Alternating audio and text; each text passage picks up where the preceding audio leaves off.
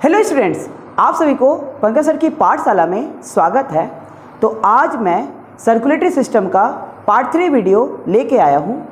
इस वीडियो में मैं आपको आज ब्लड के कॉम्पोजिशंस को पूरे डिटेल में बताऊँगा। ओके, तो वे बच्चे आज मेरे चैनल पे पहली बार आए हैं तो वे प्लीज़ मेरे चैनल को सब्सक्राइब कर दें और बेल नोटिफिकेशन आइकन को दबा दें, जिससे हमारा जो भी अगला वीडियो होगा आपको सबसे पहले नोटिफिकेशन मिल जाएगा।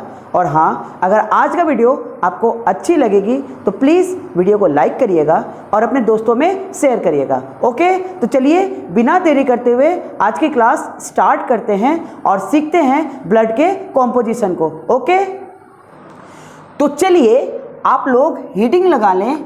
ब्लड, रक्त। देखो, ब्लड में दो पार्ट होता है। एक होता है सॉलिड पार्ट यानी ठोस भाग और दूसरा लिक्विड पार्ट यानी तरल भाग। सॉलिड पार्ट कितना होता है तो बोला जाता है 45% ब्लड में सॉलिड पार्ट होता है, और लिक्विड पार्ट कितना होता है तो 55% होता है। जो लिक्विड पार्ट है उसको प्लाज्मा बोलते हैं, और सॉलिड पार्ट जो होते हैं वो सेल या कॉर्पस्कल्स बोलते हैं।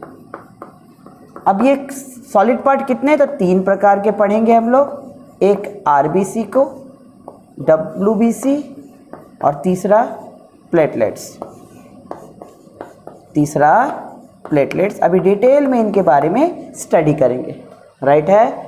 तो ब्लड को दो पार्ट में बांटा गया है, एक सॉलिड पार्ट और दूसरा लिक्विड पार्ट।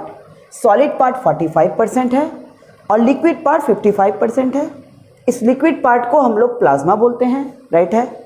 और सॉलिड पार्ट को सेल्स या कॉर्पस्कल्स बोलते हैं, कोशिका कहते हैं। इसको फिर 3 भागों में बांटा गया है, आरबीसी, डब्ल्यूबीसी और प्लेटलेट्स। राइट है। ओके, अब कुछ इनको स्टार्ट करने से पहले ब्लड से रिलेटेड कुछ इंपॉर्टेंट पॉइंट्स को आप लोग नोट करें, जिससे क्वेश्चंस कभी कभी बन जाता है। राइट है। तो चलिए कुछ इंपॉर्टेंट फैक्ट्स एंड पॉइंट्स को आप लोग नोट करें ब्लड के रिलेटेड। पहला, स्टडी ऑफ ब्लड। लिखिएगा, स्टडी ऑफ ब्लड। राइट है। उसको कहते हैं हेमेटोलॉजी। क्या कहेंगे? हेमेटोलॉजी। राइट है। नेक्स्ट आप लोग लिखेंगे, ब्लड जो है ना वो एक कनेक्टिव टिश्यू है। सर, कनेक्टिव टिश्यू मतलब? कनेक्टिव टिश्यू मतलब एक संयोजी ऊतक है। राइट है। ब्लड को मेसोडर्मल ऑर्गेन भी बोलते हैं। मेसोडर्मल ऑर्गेन भी कहते हैं। अभी बताएंगे इसको क्यों। और ब्लड को सर्कुलेटरी ऑर्गेन भी बोला जाता है, मतलब परिसंचरण अंग। आप लोग आश्चर्य ना हो, ब्लड एक ऑर्गेन है।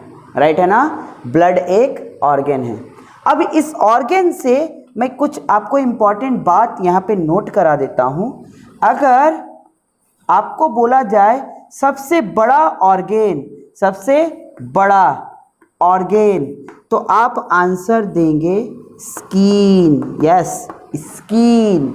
अगेन, अगर आपको बोला जाए सबसे बड़ा ग्रंथि, तो आप आंसर देंगे लीवर। क्या देंगे? लीवर। राइट है। लीवर, यकृत। मतलब क्या कि ग्लैंड बोलेगा तो लीवर, ऑर्गेन बोलेगा तो स्किन। सर, ऑर्गेन और ग्लैंड मतलब ग्रंथि में क्या अंतर होता है? तो देखो बाबू, ऑर्गेन, ग्लैंड और कुछ नहीं है, ऑर्गेन ही होता है। But way organ, that organ जो हार्मोन या इंजाइम का स्राव करता हो, मतलब दैट सीक्रेट्स हार्मोन और इंजाइम, जो क्या निकालता हो, हार्मोन निकालता हो या इंजाइम निकालता हो, तो वैसे ऑर्गेन को क्या बोला जाता है, ग्लैंड बोला जाता है। राइट है, मतलब वे अंग जो क्या स्राव करे, जो हार्मोन का स्राव करे या क्या करे, इंजाइम का स्राव करे, उसे क्या बोलते हैं, उसे ग्रंथि बोलते हैं। राइट है ना। आगे मैं आपको डिटेल्स में इसका वीडियो लेके आऊंगा। तो वे ग्रंथि जो हार्मोन का स्राव करता है उसको अंतःस्रावी ग्रंथि कहते हैं, मतलब इंडोक्राइन ग्लैंड कहते हैं। राइट है ना। ओके। और वे ग्रंथि जो इंजाइम का स्राव करता है उसको एक्सोक्राइन ग्लैंड बोलेंगे। राइट है। तो यहां से आपको क्या समझ में आया, किसे आप ग्लैंड बोलेंगे, किसे आप ऑर्गेन बोलेंगे। राइट है। अच्छा, अब यहां पर मैंने क्या बोला कि ब्लड को क्या बोलते हैं हम लोग, मेसोडर्मल ऑर्गेन भी बोला जाता है। मेसोडर्मल ऑर्गेन भी बोला जाता है। देखो, हमारा जो चमड़ा है, स्किन है, उसके 3 अंग होते हैं। पहला इक्टोडर्म, जो बाह्य आवरण होता है, जो बाह्य आवरण होता है, एक्सटर्नल पार्ट होता है। दूसरा जो है वो है मेसोडर्म, जो मध्य वाला भाग होता है। और तीसरा जो होता है वो होता है इंडोडर्म, जो अंतः वाला भाग होता है।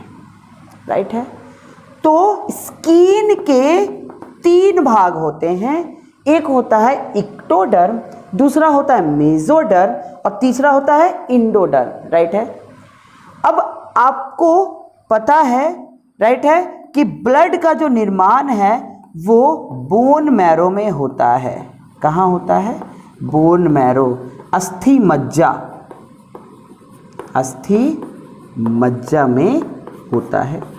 और ये जो बोन है, ये जो बोन मैरो है, वो हमारा मेसोडर्मल जो स्किन है उसके नीचे पाया जाता है। और उसके नीचे पाने जाने के कारण, राइट है, इसको ब्लड को, और वहीं पे आपका बोन मैरो है, बोन मैरो में ब्लड बनता है, इसीलिए ब्लड को मेसोडर्मल ऑर्गेन भी बोला जाता है। राइट है ना। तो यहां से क्या आपको बात समझ में आई कि स्टडी ऑफ ब्लड क्या होता है, तो हिमाटोलॉजी होता है। ठीक है। ब्लड को क्या कहते हैं, तो ब्लड को कनेक्टिव टिश्यू भी कहते हैं। राइट है। उसको सर्कुलेटरी ऑर्गन भी कहते हैं और मेसोडर्मल ऑर्गन भी बोलते हैं। राइट है। तो चलिए अब और कुछ बातों को सीखते हैं ब्लड के रिलेटेड। ओके, तो चलिए और कुछ बातों को नोट करते हैं ब्लड से रिलेटेड और लिखेंगे, ब्लड को मापा जाता है, मेजर्ड बाय, किससे मापा जाएगा, तो उस इंस्ट्रूमेंट का नाम है हीमोसाइटोमीटर। हीमोसाइटोमीटर। राइट है। तो हीमोसाइटोमीटर में ही ब्लड को डाल के उसमें आरबीसी, डब्ल्यूबीसी, प्लेटलेट्स, इसका स्टडी किया जाता है। नेक्स्ट, नॉर्मल ह्यूमन में, ह्यूमन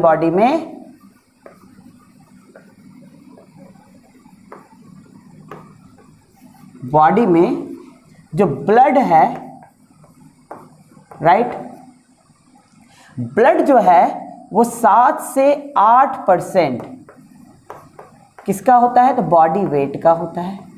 जब भी बॉडी वेट होगा उसका 7 से 8% क्या होता है, तो उसका होता है ब्लड होता है। जनरली बोला जाता है कि मेल में 5 से 6 लीटर ब्लड होता है और फीमेल में 4 से 5 लीटर ब्लड होता है। राइट है। आप लोग जब ब्लड कभी डोनेट किए होंगे तो वहाँ यूनिट बात किया जाता है कि कितना यूनिट ब्लड दिया, तो 1 यूनिट होता है 350 से 400 ml। राइट है। तो एक यूनिट क्या होता है, 350 से 400 अप्रॉक्स माना जाता है एक यूनिट ब्लड को, राइट है। ओके, नेक्स्ट है जो ब्लड है, ब्लड का जो पीएच होता है, राइट है, वो होता है 7.4।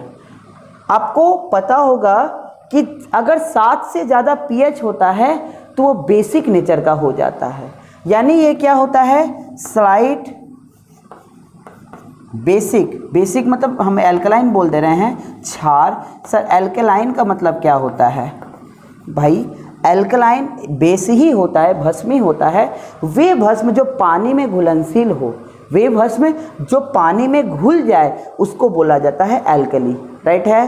तो एल्कली और भस्म में कोई अंतर नहीं है, सारे भस्म, ठीक है, एल्कली नहीं होते। ये टर्म आपको समझ में आता होगा कि सारे एल्कली तो भस्म है, बट सारे भस्म एल्कली नहीं होते, क्योंकि सारे भस्म पानी में नहीं घुल सकता है, बट जो भस्म पानी में घुला वो तो एल्कली कहलाता है, यानी एल्कली भस्म है, बट सारे भस्म एल्कली नहीं होते हैं। खैर, तो ब्लड जो है वो क्या होता है, हल्का एल्कलाइन नेचर का होता है, राइट है। नेक्स्ट नोट करेंगे, आपका जो ब्लड है, राइट है, ब्लड का जो हम लोग का जो कलर है वो लाल होता है, रेड होता है, किसके कारण, तो सबको पता है हीमोग्लोबिन के कारण, राइट है। हीमो जो है ये एक आयरन कंपाउंड है, अभी बताएंगे डिटेल में आरबीसी में। ये एक आयरन कंपाउंड है, आयरन का यौगिक है जो लाल कलर का होता है। और ग्लोबिन जो है वो प्रोटीन है, वो क्या है, प्रोटीन है, यानी क्या, ये आयरन कंपाउंड वाला प्रोटीन होता है हीमोग्लोबिन, राइट है। ओके, कभी कभी पेपर में पूछा गया है कि कॉकरोच का ब्लड क्या होता है, तो कॉकरोच का ब्लड होता है वाइट। क्या होता है, वाइट। तो वाइट क्यों होता है, तो इसमें क्या पाया जाता है, तो इसमें पाया जाता है हीमोलिम्फ। क्या पाया जाएगा, हीमोलिम्फ, राइट है। फिर आपको पूछा गया है कि ऑक्टोपस का ब्लड कैसा होता है, तो ऑक्टोपस का ब्लड ब्लू होता है, राइट है। ब्लू क्यों, इसमें क्या पाया जाता है, तो हीमोसाइनिन। क्या पाया जाता है, हीमोसाइनिन। क्या पाया जाता है, हीमोसाइनिन। ओके, नाउ अब हम लोग क्या करते हैं कि ये तो कुछ इंपॉर्टेंट बातें थी किसका, ब्लड से रिलेटेड। अब हम लोग टॉपिक्स में इंटर करते हैं और ब्लड के कॉम्पोजिशन को डिटेल में पढ़ते हैं। ओके, तो चलिए अब स्टार्ट करते हैं हम लोग प्लाज्मा से। ओके, और प्लाज्मा का डिटेल स्टडी हम लोग करते हैं। ओके, तो चलिए प्लाज्मा को डिटेल में सीखते हैं। ओके, नाउ प्लाज्मा, आपको पता ही है कि प्लाज्मा क्या है, ये तरल भाग है किसका, तो ब्लड का, राइट है। नाउ अब इसके कॉम्पोजिशन को समझते हैं, इसके संरचना को समझते हैं। इसमें जो 90% क्या होता है, तो पानी होता है। क्या होता है, वाटर होता है। नेक्स्ट 7% क्या होता है, प्रोटीन होता है। क्या होता है, प्रोटीन होता है। सर कौन कौन सा प्रोटीन होता है, तो इसमें थ्रोम्बिन होगा, दूसरा प्रोथ्रोम्बिन होगा, तीसरा फाइब्रिन होगा, चौथा फाइब्रिनोजेन होगा, पांचवा ग्लोब्यूलिन होगा। ठीक है, ग्लोब्यूलिन होगा, राइट है। तो अब देखो ये 5 तरह का है, ठीक है, प्रोटीन इसमें पाया जाता है। सबसे इम्पॉर्टेंट प्रोटीन फाइब्रिनोजेन है, क्योंकि यह प्रोटीन क्या करता है, क्लॉटिंग में, ब्लड को क्लॉट करने में हेल्प करता है। तो पूछा जाता है कि कौन सा प्रोटीन क्या करता है, ब्लड क्लॉट में हेल्प करता है, तो आप आंसर देंगे फाइब्रिनोजेन, राइट है। अब आप एक बात देखना, अगर हम लोग, राइट है, प्लाज्मा में से अगर फाइब्रिनोजेन निकाल दें, क्या निकाल दें, फाइब्रिनोजेन निकाल दें केमिकल प्रोसेस से, तो जो चीज़ बचता है उसको सीरम कहते हैं। क्या कहते हैं, सीरम कहते हैं। तो सीरम और कुछ नहीं है, प्लाज्मा ही है, बट उस प्लाज्मा में से क्या निकाल दिया गया, तो फाइब्रिनोजेन निकाल दिया गया, राइट है। नाउ और ये तो 7% है, और इसमें क्या पाया जाता है, तो इसमें 0.9% सॉल्ट पाया जाता है, लवण पाया जाता है। नेक्स्ट 0.1% ग्लूकोज पाया जाता है, और रेस्ट क्या है, और रेस्ट पार्ट, बचा हुआ पार्ट में मिनरल पाया जाता है, खनिज पाया जाता है। सर खनिज में क्या क्या पाया जाएगा, तो खनिज में सोडियम, आयोडीन, कैल्शियम इत्यादि भी पाए जाते हैं, किसमें, तो प्लाज्मा में, राइट है ना। नेक्स्ट, अब अगर हम बोलेंगे कि प्लाज्मा का कलर क्या होता है, तो कलर होता है लाइट येलो। क्या होता है, light yellow. Sir light yellow किसके कारण हुआ, तो ये उसमें एक पिगमेंट पाया जाता है, एक अणु पाया जाता है, ठीक है, उसको बोला जाता है बिलीरुबिन पिगमेंट। किस पिगमेंट के कारण, किसके उपस्थिति कारण इसकी कलर येलो हो जाता है, तो आप देंगे बिलीरुबिन। अब ये बिलीरुबिन कौन बनाता है, तो लीवर जो है ना, वो 2 तरह का पिगमेंट बनाता है, एक बनाता है बिलीरुबिन और दूसरा बनाता है बिलीवर्डिन। Bilirubin, biliverdin. ये जो बिलीरुबिन है ये प्लाज्मा को देता है, जो क्या कलर का होता है, जो लाइट येलो कलर का होता है, राइट है। और बिलीवर्डिन जो है वो ग्रीन कलर का होता है, जो बाइल जूस को देगा, मतलब पित्त रस को देगा। किसको देगा, पित्त रस को, राइट है। तो बिलीरुबिन के कारण ही इसका कलर येलो होता है। हम लोगों के शरीर में जो जॉन्डिस होता है बीमारी, तो जॉन्डिस के टाइम शरीर में क्या बढ़ जाता है, तो शरीर में क्या बढ़ जाता है, तो बिलीरुबिन पिगमेंट ही बढ़ जाता है। तो जॉन्डिस के टाइम शरीर में बिलीरुबिन पिगमेंट ही बढ़ जाता है। तो किसी का अगर जॉन्डिस का टेस्ट कराया जाता है तो उसके ब्लड टेस्ट में क्या देखा जाता है, कहीं उसके ब्लड में बिलीरुबिन जो पार्टिकल्स है वो बढ़ तो नहीं गया। अगर वो अपने नॉर्मल काउंट से बढ़ गया है मतलब उसको जॉन्डिस का शिकायत है, राइट है। तो जॉन्डिस के टाइम पे बिलीरुबिन ही बढ़ जाता है और शरीर में पीलिया बीमारी हो जाती है। बात आई ना समझ में। तो अब चलिए कुछ और बातों को हम लोग सीखते हैं प्लाज्मा से रिलेटेड। ओके, तो चलिए प्लाज्मा के फंक्शन को समझते हैं कि उसका क्या फंक्शन है। तो उसका फंक्शन पहला क्या है कि पूरी बॉडी में ग्लूकोज का ट्रांसफ़र करना।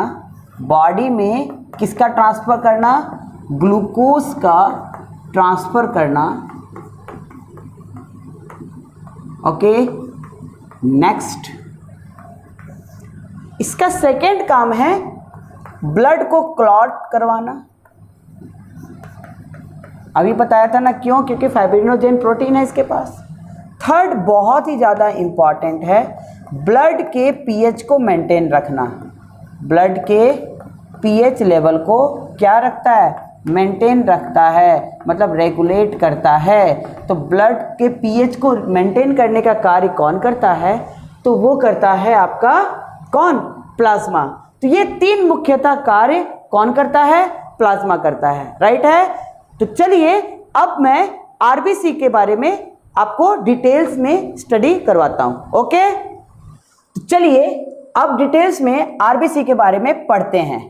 पहला, आरबीसी को, ठीक है, केमिकल नाम है इरिथ्रोसाइट्स। क्या कहते हैं? इरिथ्रोसाइट्स।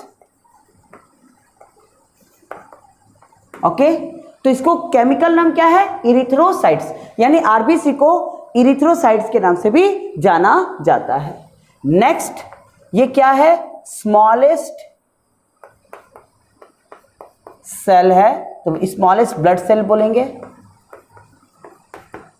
देखो, अगर सेल आया ना, अगर, अब यहां से कुछ इंपॉर्टेंट बातों को नोट करो। अगर आपको बोला जाए पूरा यूनिवर्स में स्मॉलेस्ट सेल कौन है, तो आप आंसर देंगे PPLO, जो बैक्टीरिया है। ओके ओके, इसको दूसरा नाम माइकोप्लाज्मा गैलेस्पेक्टम भी बोलते हैं। माइकोप्लाज्मा गैलेस्पेक्टम कहते हैं। ओके, PPLO का फुल फॉर्म प्लूरोन्यूमेटिक लाइक ऑर्गेनिज्म। तो ये स्मॉलेस्ट होता है।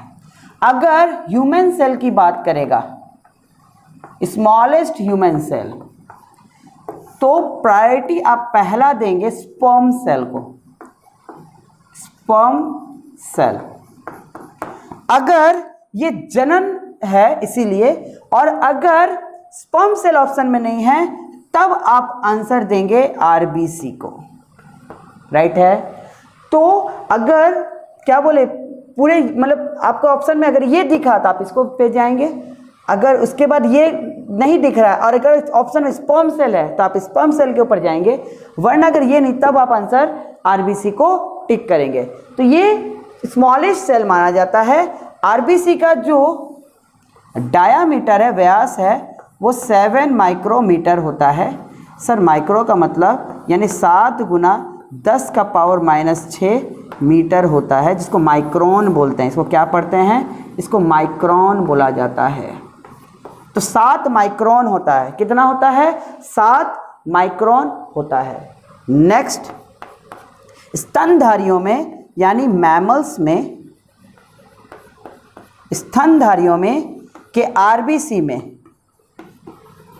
न्यूक्लियस नहीं पाया जाता है, न्यूक्लियस नहीं पाया जाता है। साथ ही क्या नहीं पाया, इसका एक्सेप्शन है, किसमें पाया जाएगा? तो एक्सेप्शन है, राइट है, कैमल तथा लामा। तो कैमल और लामा में, लामा एक छोटी सी ऊंट की प्रजाति ही है जिसमें आपका क्या पाया जाता है, उसके आरबीसी में क्या पाया जाता है? तो न्यूक्लियस, नाभिक पाया जाता है। नेक्स्ट, आरबीसी में माइटोकॉन्ड्रिया भी नहीं पाया जाता है,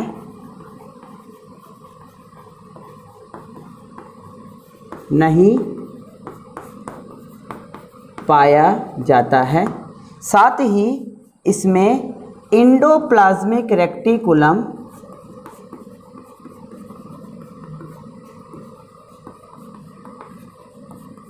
जिसको अंतःद्रव्यी जालिका कहते हैं,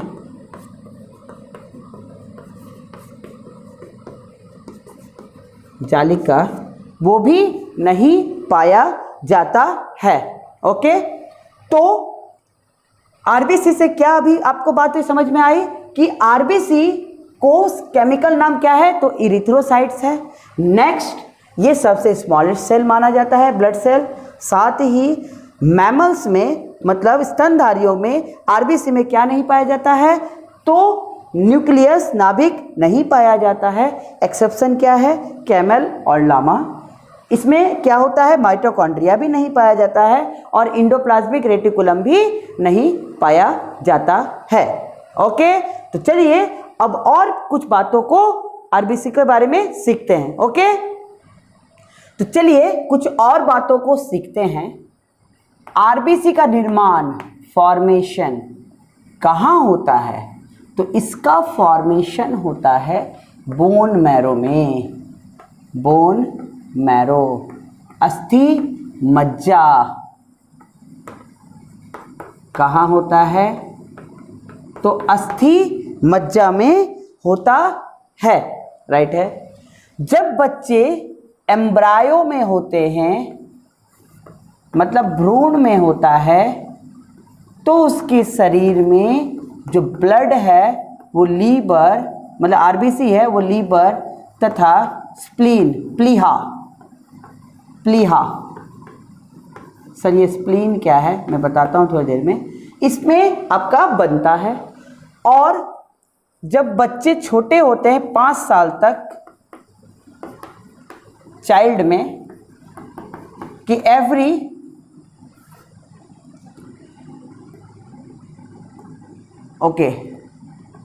every parts of the bone, okay, यानी क्या, शरीर के सारे बॉडी क्या बॉडी के बोन में बनता है। किसमें?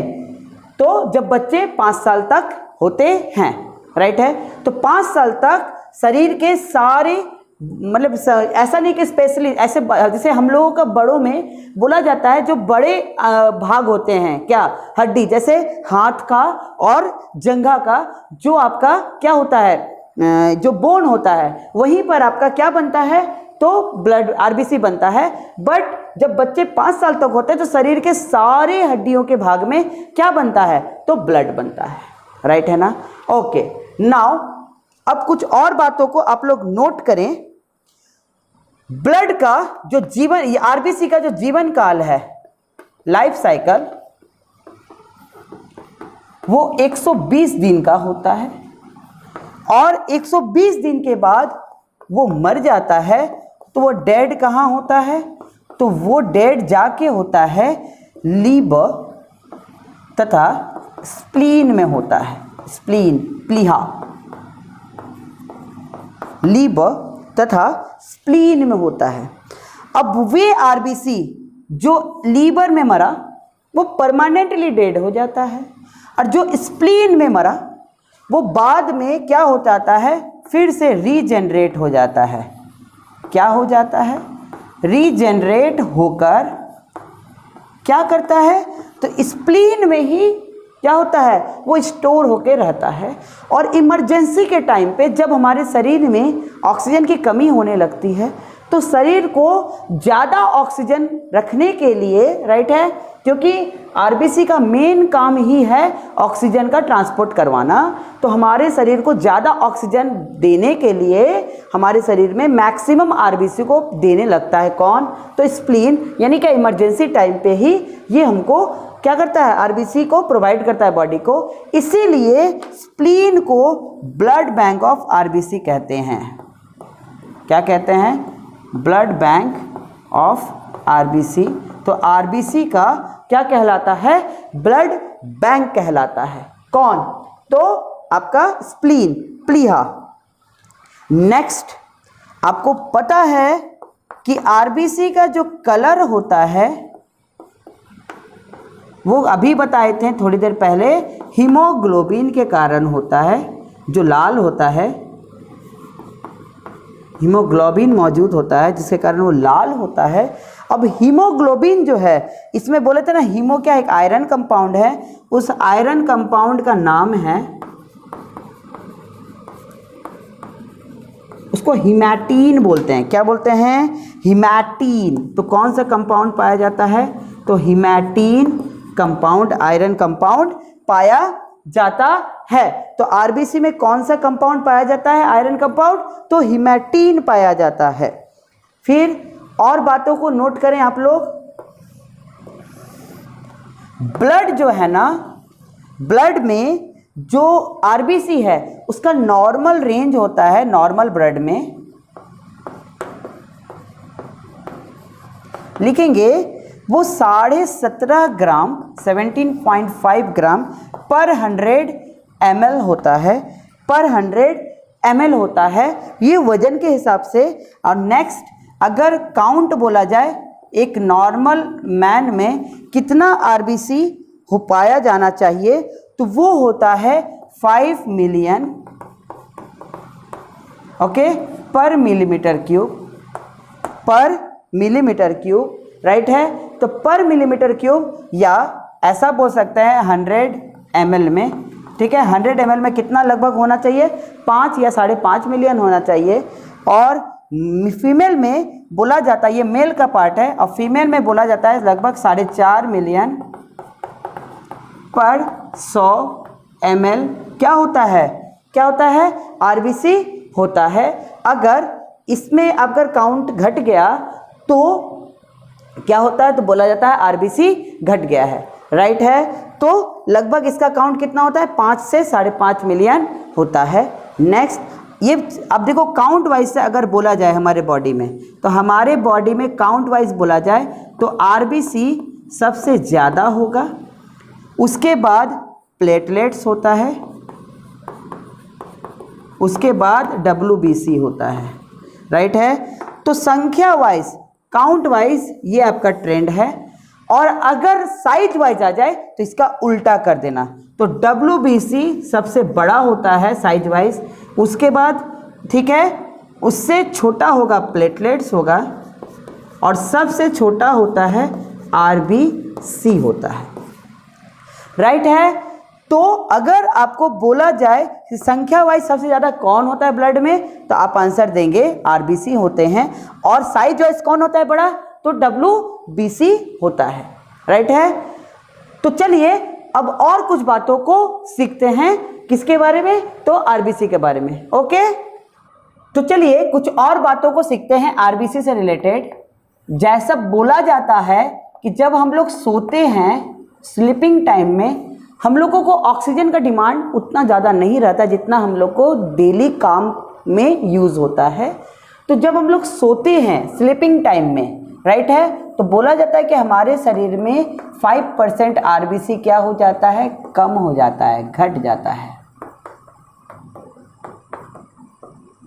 राइट है। और जब हम लोग कहीं ऊंचाई जगह पे चढ़ते हैं, यानी पहाड़ पे, माउंटेन पे, कहाँ पर, तो लगभग मान लो कि 4,500 मीटर अगर उतना ऊंचाई पे चढ़े जाएंगे, तो हमारा जो शरीर में 30% आरबीसी बढ़ जाता है, राइट है। तो हमारे शरीर में आरबीसी क्या होता है, 30% इंक्रीज कर जाता है। नाउ अब आरबीसी का फंक्शन, ठीक है। तो आरबीसी का मेन काम है ऑक्सीजन तथा CO2 का ट्रांसपोर्ट करना। क्या करना, ट्रांसपोर्ट करना शरीर के विभिन्न भागों में। अगर हीमोग्लोबिन, मतलब इसको आरबीसी ऐसे लिखते हैं, अगर इसमें O2 जा रहा है तो इसको ऑक्सी हीमोग्लोबिन बोलते हैं। तो इसको ऐसा दिखाया जाता है, ये क्या कहलाता है, ऑक्सी हीमोग्लोबिन, राइट है। और अगर वो CO2 को ले जा रहा है, ओके, तो इसको HbCO2 बोलते हैं। तो इसको बोलते हैं कार्बोक्सी हीमोग्लोबिन,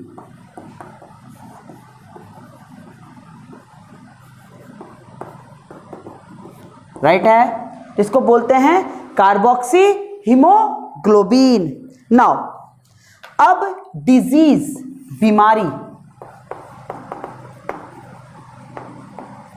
नंबर 1, अगर आरबीसी का काउंट शरीर में घट जाए, क्या हो गया, घट गया, एरो नीचे का मतलब घट गया, तो इसको बोलते हैं, ये बीमारी हो गया, एनीमिया हो गया है, एनीमिया। और इसको टेक्निकली किस नाम से जानते हैं, तो इसको बोलते हैं इरिथ्रोपेनिया, इरिथ्रोपेनिया, ठीक है। तो आरबीसी घटना क्या कहलाता है, तो इरिथ्रोपेनिया कहलाता है। नेक्स्ट, अगर आरबीसी काउंट बढ़ जाए शरीर में, क्या हो गया, बढ़ गया, तो इसको कहते हैं पॉलीसाइथेमिया, इसको कहेंगे पॉलीसाइथेमिया। इसमें क्या होता है, बॉडी में ब्लैक स्पॉट आने लगेगा। तो बॉडी में क्या आने लगेगा, काला काला धब्बा आने लगेगा। नेक्स्ट थर्ड बीमारी जो है वो है थैलेसीमिया। वो है थैलेसीमिया। ये क्या होता है, ये बच्चों में होता है बीमारी, और इसमें आरबीसी का निर्माण ही बंद हो जाता है। तो आरबीसी का फॉर्मेशन ही बंद हो जाता है। तो आरबीसी का फॉर्मेशन क्या हो जाता है, तो बंद हो जाता है। तो आरबीसी का फॉर्मेशन इस बीमारी में बंद हो जाता है। तो ये डिजीज किससे रिलेटेड है, तो ये आरबीसी से रिलेटेड है। ओके, तो चलिए अब हम लोग डब्ल्यूबीसी के बारे में डिटेल में स्टडी करते हैं। ओके, तो चलिए अब हम लोग डब्ल्यूबीसी के डिटेल्स पढ़ते हैं। ठीक है, वाइट ब्लड कॉर्पस्कस या वाइट ब्लड सेल। फिर पहला, इसको टेक्निकली केमिकली क्या बोलता है, तो ल्यूकोसाइट कहते हैं। क्या कहते हैं, ल्यूकोसाइट। यानी डब्ल्यूबीसी को क्या बोला जाता है, तो ल्यूकोसाइट बोला जाता है। इसका शेप कैसा होता है, तो शेप इसका बोला जाता है एमीबा की तरह होता है। Amoeba like. सर एमीबा कैसा होता है, तो देखो इरेगुलर जैसा, ऐसा करके डब्ल्यूबीसी होता है। तो डब्ल्यूबीसी का इस तरह का शेप होता है। राइट है। नेक्स्ट, इसका निर्माण कहाँ होता है, तो इसका भी निर्माण बोन मैरो में ही होता है, अस्थि मज्जा में ही होता है। नेक्स्ट, तो सर इसका लाइफ स्पेन क्या होता है, तो लाइफ स्पेन इसका लगभग हर बुक्स में अलग अलग लिखा होता है। तो ये 13 से 20 दिन, लगभग 3 हफ्ता का होता है। सॉरी। नाउ नेक्स्ट, इसका ठीक है, ये लाइफ स्पेन कितना होता है, तो 13 से 20 दिन का होता है। तो सर ये मरता कहाँ है, तो ये ब्लड में ही मर जाता है। कहाँ मर जाता है, ब्लड में ही मर जाता है। तो सर रीजनरेट करने की क्षमता नहीं है, हाँ जी रीजनरेट का है। तो ये रीजनरेट कहाँ करता है, तो रीजनरेट ये ब्लड में ही हो जाता है, इसको कहीं जाने की ज़रूरत नहीं होता है। तो ये कहाँ बन जाता है, तो ब्लड में ही बन जाता है। अब नाउ सर इसका नॉर्मल काउंट कितना है, तो काउंट इसका होता है 4000 से 11000 राइट है पर मिलीमीटर क्यूब, या इसी को 100 ml भी लिखते हैं। ठीक है, उसमें इसका काउंट होता है, किसका, डब्ल्यूबीसी का काउंट होता है। जनरली ऐसा बोला जाता है कि आरबीसी और डब्ल्यूबीसी का अगर रेशियो निकाला जाए तो 600:1 होता है। यानी हर 600 आरबीसी के पे एक डब्ल्यूबीसी होगा। यानी काउंट वाइज इसका रेशियो कितना होगा, 600:1 होगा। राइट है। नाउ नेक्स्ट, इसका फंक्शन, डब्ल्यूबीसी का फंक्शन, तो डब्ल्यूबीसी का मेन फंक्शन है आपको इम्यूनिटी प्रोवाइड करना। इम्यूनिटी प्रोवाइड करना, ठीक है। इम्यूनिटी क्या होता है, तो रोग प्रतिरोधक क्षमता, रोग प्रतिरोधक क्षमता प्रोवाइड करता है। कौन, तो डब्ल्यूबीसी। इसीलिए डब्ल्यूबीसी को ओके क्या कहते हैं, तो फाइटर सेल के नाम से भी जानते हैं, या इसको बॉडीगार्ड सेल भी कहते हैं। क्या कहते हैं, बॉडीगार्ड सेल भी कहते हैं। राइट है, किसको, तो डब्ल्यूबीसी को। अब ये जो इम्यूनिटी है ना, ये इसको क्या करना है, अब डब्ल्यूबीसी के बहुत प्रकार हैं, उसको डिटेल में पढ़ना है, क्योंकि वहाँ से क्वेश्चन एकदम पक्का बनता है। राइट है, तो चलिए डब्ल्यूबीसी के सारे प्रकार को, सारे टाइप्स को स्टडी करते हैं। ओके, तो ये डब्ल्यूबीसी के प्रकार हैं। डब्ल्यूबीसी को 2 प्रकार में बांटा गया है, एक ग्रैन्यूलिकोसाइट और एग्रेन्यूलिकोसाइट। यानी क्या, ये इसमें ग्रैन्यूल पाया जाता है दानेदार जैसा, और उसमें दानेदार एग्रेन्यूलिकोसाइट्स होता है। राइट है। अब ग्रैन्यूलिकोसाइट्स को 3 भागों में बांटा गया है, एक है न्यूट्रोफिल्स, दूसरा एसिनोफिल्स, तीसरा बेसोफिल। राइट है, तो 3 भाग होते हैं तो न्यूट्रोफिल, आप लोगों को इससे टेंशन लेने की बात नहीं है, आप लोग सिंपल ऐसे याद कर लो कि डब्ल्यूबीसी के 5 प्रकार होते हैं। क्या? Neutrophil, eosinophil, basophil, lymphocyte, monocyte. सबसे सिंपल है, वरना आप डिटेल्स में उसका जानेंगे कि जिसमें ग्रैन्युलर पार्ट होता है तो ग्रैन्युलिकोसाइट, लिकोसाइट तो बताया डब्ल्यूबीसी को बोला जाता है, और एग्रेन्युलिकोसाइट्स, राइट है।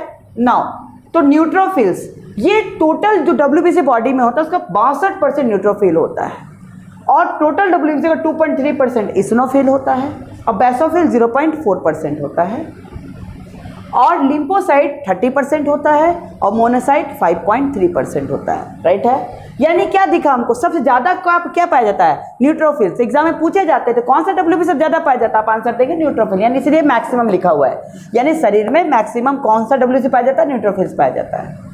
नेक्स्ट देखो, सबसे कम कौन पाया जाता है? बेसोफिल। तो सबसे कम को आप बताएंगे, बेसोफिल पाया जाता है। नेक्स्ट, अब याद रखना है, अगर आपसे पूछा जाए सबसे छोटा डब्ल्यूबीसी कौन है, तो आप आंसर देंगे लिम्फोसाइट, और अगर पूछा जाए सबसे बड़ी डब्ल्यूबीसी कौन है, तो आप आंसर देंगे मोनोसाइट्स, राइट है। नाउ अब सबका काम क्या है? तो न्यूट्रोफिल्स, इसका मेन काम है हमारे शरीर में जो भी बैक्टीरियल डिजीज होगा, राइट है, तो बैक्टीरिया को निगलने का काम और निगल के उसको मार देने का काम करता है कौन? तो वो है न्यूट्रोफिल्स का। तो न्यूट्रोफिल्स जो बैक्टीरिया को निगलता है, इनगल्फ करता है, इस प्रोसेस को बोलते हैं फैगोसाइटोसिस। यानी किस प्रोसेस के थ्रू वो बैक्टीरिया को निगलता है, तो उसको कहते हैं फैगोसाइटोसिस, राइट है। नाउ इसिनोफिल का काम क्या है? जब शरीर में एलर्जी हो जाएगा तो इसिनोफिल एक्टिव हो जाता है। नेक्स्ट, बेसोफिल का काम क्या है? शरीर के किसी भाग में फूल गया है, सूजन हो गया है, तो बेसोफिल एक्टिव हो जाता है। नेक्स्ट, लिम्फोसाइट का मेन काम क्या है? ये हमारे शरीर में एंटीबॉडी प्रोड्यूस करता है, और मोनोसाइट क्या करता है? ये हमारे शरीर में जो भी जर्म्स आएगा उसको निगलने का काम करता है। तो क्या ये इन दोनों का जो ऐसा काम नहीं लग रहा कि अभी जैसे कोरोना वायरस का समय चल रहा है, तो अगर हमारे शरीर में एंटीबॉडी बनाया जा रहा है ना, तो हमारे शरीर में जो वैक्सीनेशन किया गया है वो किस रूप में डाला गया है फ्यूचर इसके लिए, फ्यूचर में वो ना हो, इसीलिए वो ये जो 2 पार्ट है, यानी हमारे वैक्सीन में हमारे शरीर में जो डब्ल्यूबीसी डाला जाता है, ठीक है, या जो क्या, तो वो किस रूप में होता है? तो मोनोसाइट और लिम्फोसाइट ही दिया जाता है। यानी वैक्सीनेशन के टाइम में हमारे शरीर में क्या प्रोवाइड किया जाता है? तो मोनोसाइट और लिम्फोसाइट, यानी फ्यूचर में कोई बीमारी ना हो उसके लिए हमारे शरीर में मोनोसाइट और लिम्फोसाइट को डाला जाता है, राइट है ना। तो चलिए अब हम लोग डब्ल्यूबीसी से रिलेटेड बीमारी को देखते हैं कि इसके कमी से या ज़्यादा होने से क्या प्रॉब्लम होता है। ओके, तो चलिए डब्ल्यूबीसी के डिजीज़ के सीखते हैं कि डब्ल्यूबीसी घटने से या बढ़ने से कौन सा बीमारी होता है। नंबर 1, अगर डब्ल्यूबीसी का काउंट घट गया, क्या हो गया? घट गया, इस बीमारी को बोलते हैं ल्यूकोपेनिया। इसको क्या कहते हैं? ल्यूकोपेनिया। नाउ अगर डब्ल्यूबीसी का काउंट बढ़ गया, अगर डब्ल्यूबीसी का काउंट क्या हो गया? बढ़ गया, इसको बोलते हैं ल्यूकेमिया। और यही क्या होता है? यही ब्लड कैंसर होता है। तो ब्लड कैंसर हम लोग जो बोलते हैं ना, तो शरीर में डब्ल्यूबीसी का काउंट बढ़ जाना ही क्या कहलाता है? ब्लड कैंसर कहलाता है। जब आप लोग एक सुने हैं ना कि HIV है ना, तो HIV में तो ब्लड का डब्ल्यूबीसी क्या हो जाता है? घट जाता है, जिससे रोग से लड़ने की क्षमता लोगों की घट जाती है, जिससे क्या होता है? लोग मरने लगते हैं, राइट है। तो डब्ल्यूबीसी काउंट क्या होने लगता है? घट जाता है, राइट है। तो ये था बीमारी किसका? डब्ल्यूबीसी से रिलेटेड।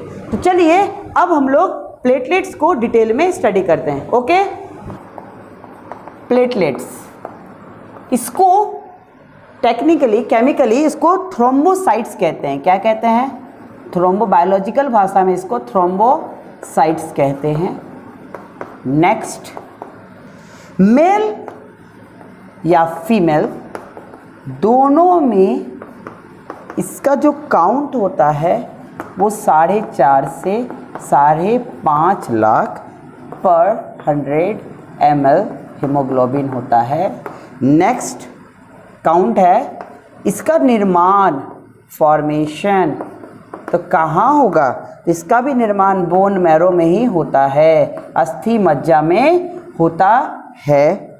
इसका जो लाइफ स्पैन है, जीवन काल है, वो 8 से 12 दिन का होता है। कोई कोई बुक में 2 हफ्ता 14 दिन भी लिखा होता है।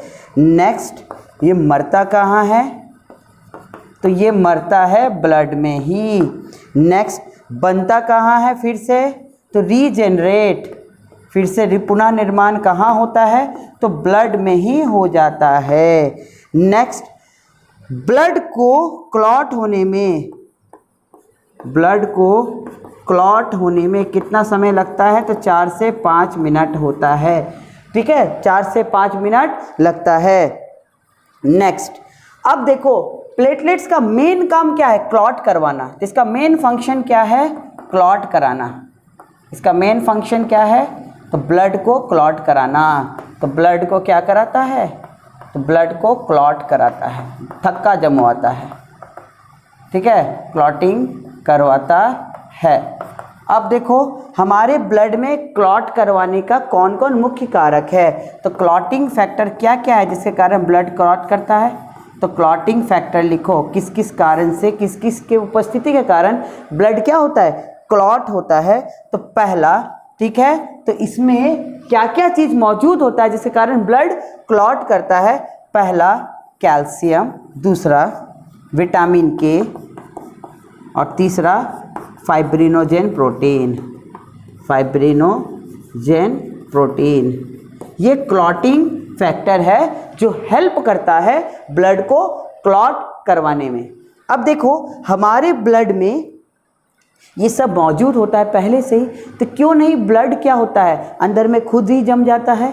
तो ऐसा नहीं होता है। इसका कारण क्या है? हमारा जो शरीर में क्या करता है? तो हमारे शरीर में लीवर एक हेपेरिन प्रोटीन हमेशा निकालते रहता है। क्या निकलता है? हेपेरिन प्रोटीन देता है, जिसको हम लोग एंटी क्लॉटिंग फैक्टर कहते हैं। ये क्या है?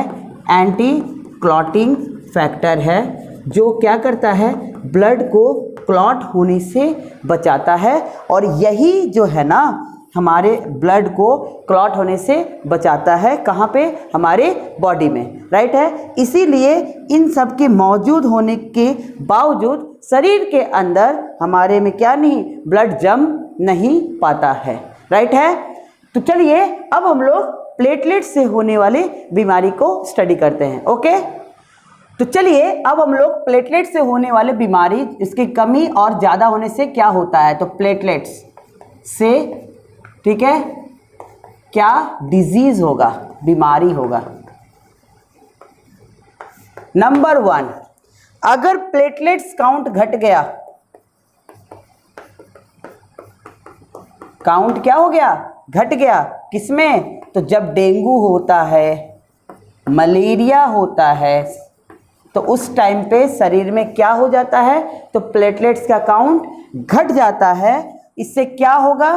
तो ब्लड का क्लॉट नहीं होगा, तो नो क्लॉटिंग ऑफ ब्लड। तो ब्लड का कोई भी क्लॉट नहीं, थक्का नहीं जमेगा। क्या होगा इससे? इससे क्या होगा? हमारे इंटरनल ब्लीडिंग चालू हो जाएगा, नाक से खून फेंकने लगेगा, मुंह से खून आने लगेगा। फिर क्या, कहीं पे अगर कट गया तो वो जमेगा नहीं, वहाँ से हमेशा खून गिरता ही रहेगा। तो ये सब प्रॉब्लम होने लगेगा। कब? तो प्लेटलेट्स जब हमारे शरीर का काउंट घट जाएगा तो। नेक्स्ट, नंबर 2, नाउ अब एक और है कि जब आपका प्लेटलेट्स का निर्माण, तो उस देखो एक है बीमारी है हीमोफीलिया। क्या है? हीमोफीलिया। ये क्या बीमारी है? तो इसमें प्लेटलेट्स का निर्माण ही बंद हो जाता है। फॉर्मेशन ऑफ प्लेटलेट्स डिक्रीजेस बोल सकते हैं। प्लेटलेट्स डिक्रीज हो जाता है, घट जाता है। बहुत कम मात्रा में प्लेटलेट्स बनेगा शरीर में। ऐसे बीमारी को क्या कहते हैं? हीमोफीलिया कहते हैं। इसको शाही बीमारी भी बोलते हैं, रॉयल डिजीज भी बोलते हैं। क्या कहते हैं? शाही बीमारी, शाही। और ये एक जेनेटिक बीमारी है, अनुवांशिक बीमारी है। ये क्या है? जेनेटिक डिजीज़ है, यानी ये आनुवांशिक बीमारी है, पीढ़ी दर पीढ़ी क्या होता है, बच्चों में जाता है ये बीमारी। अगर पिताजी या दादाजी किन्हीं को हुआ है ये बीमारी या था, तो चांसेस है कि आपके होने वाले आगे पीढ़ी में ये बीमारी उनको भी हो सकता है। तो ये कैसा बीमारी है, तो जेनेटिक बीमारी है। नेक्स्ट, थ्रोम्बोसाइथेमिया।